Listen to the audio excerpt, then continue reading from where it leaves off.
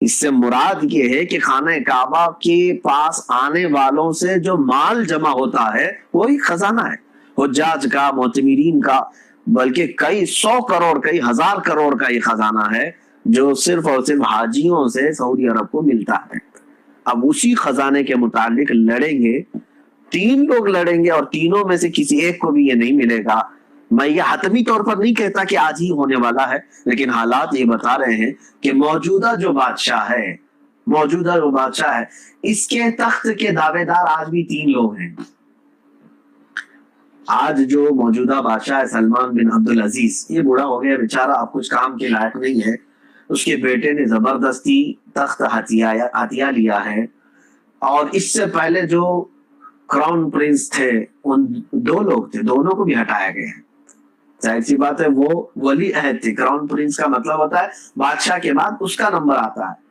تو پہلے ایک شخص تھا، اس کو ہٹایا گیا، پھر محمد بن نائف غالباً اس کو رکھا گیا، اس کو بھی ہٹایا، اب پھر یہ تیسرے نمبر پر یہ محمد بن سلمان بیٹھا ہوا ہے۔ تو ظاہر سی بات ہے جن کو ہٹایا گیا ہے ان کے اندر کی بھوک مری نہیں ہوگی تخت کی، ان کے اندر کی لالچ ٹھنڈی نہیں ہوئی ہوگی، وہ آگ تو بھڑک رہی ہے تخت کو حاصل کرنے کی۔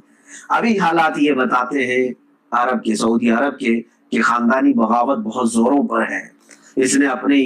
جو ولی عہد ہے ابھی فی الحال کراؤن پرنس ہے، اپنے ہی بھائیوں کو قید میں رکھا ہے، کئی علماء کو قید کیا ہے جو اس کے خلاف بولے۔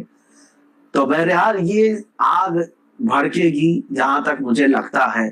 ہو سکتا ہے کہ بادشاہ وقت کے مرنے کے فوراً بعد ایک بھونچال آئے گا،